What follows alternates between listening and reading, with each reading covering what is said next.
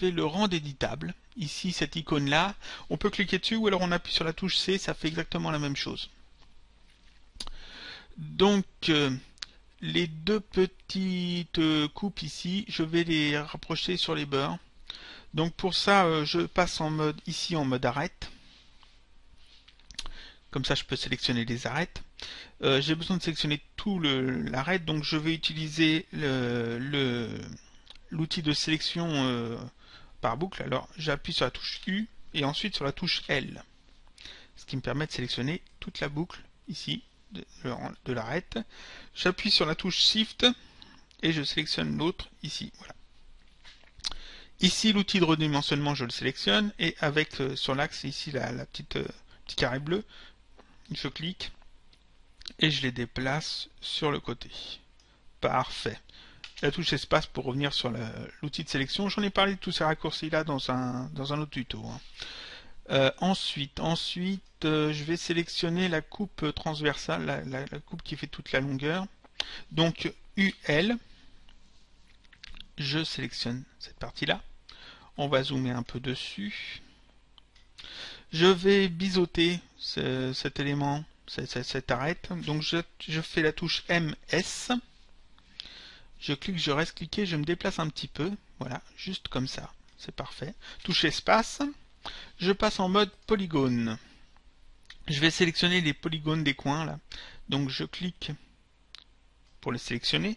J'appuie sur la touche CTRL pour en sélectionner plusieurs. Non, la touche Shift pour en sélectionner plusieurs. Voilà. Alors, il ne faut pas en oublier.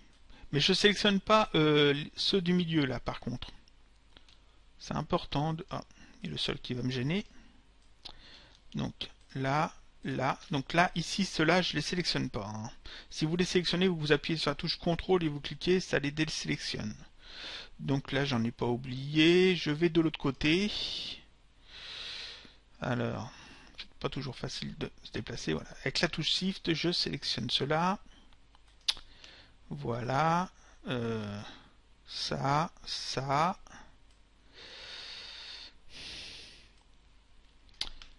Celui-là. Je vais essayer de ne pas en oublier. Celui-là. Je crois que c'est bon. Oui, j'ai tout pris. C'est parfait. Ensuite, je vais extruder ces faces de manière à former les coins des os. Donc pour extruder, c'est la touche raccourci, c'est le D. Alors je donne les raccourcis, mais vous les avez dans les menus. Hein. Par exemple ici structure, biseauter c'était MS, extrusion c'est MT ou alors D. Pour la sélection que j'ai dit tout à l'heure, j'ai dit UL, vous l'avez aussi ici, sélection par boucle UL. Donc moi je préfère utiliser les raccourcis, c'est plus rapide. Hein. Alors touche D.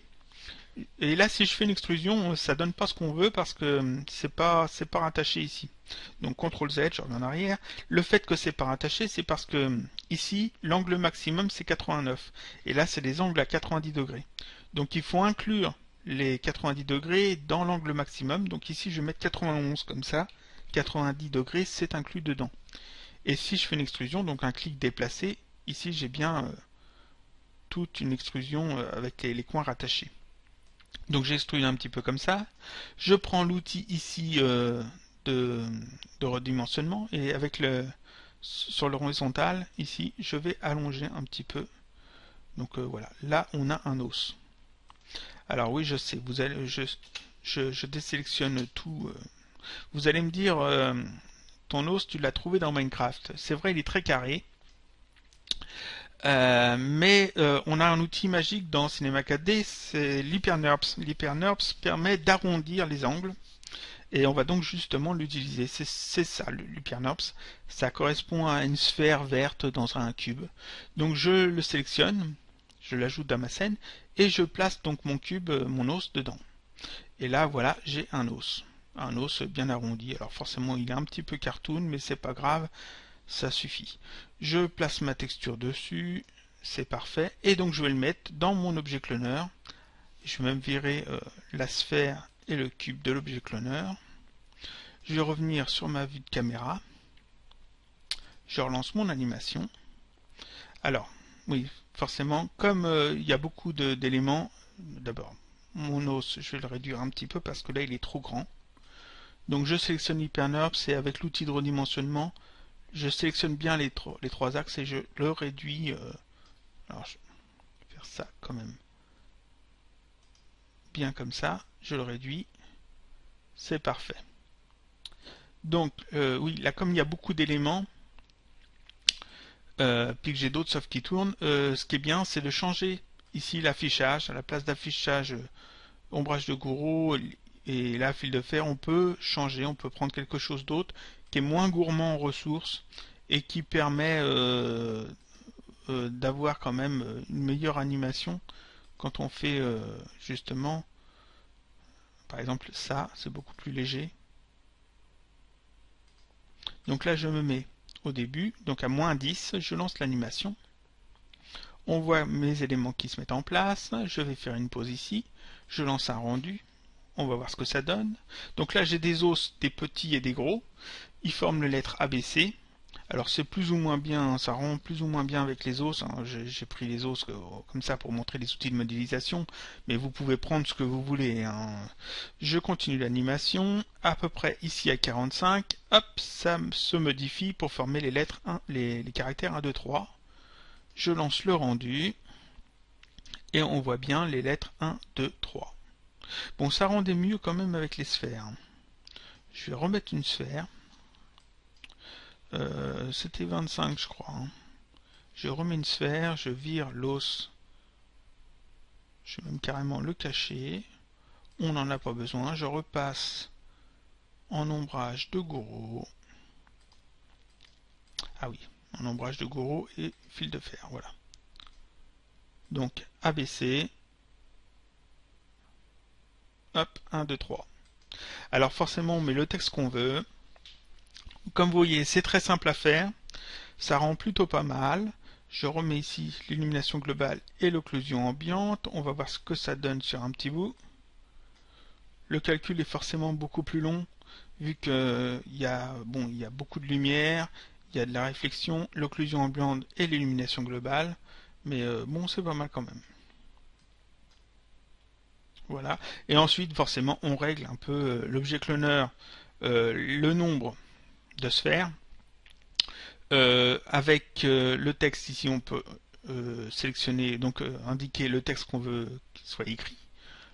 Ensuite on a l'effecteur randomisation qui permet de régler les différences de taille et de position des différents éléments, des sphères, ça peut être des douilles de fusil, ça peut même être des lettres, hein.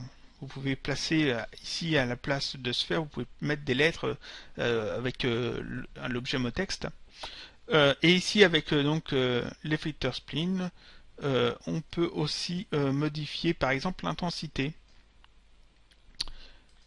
Par exemple, voilà, ici on voit ça marche pas parce que je suis à l'intensité 18. Je me mets à l'intensité 100. Mes sphères sont sur le texte.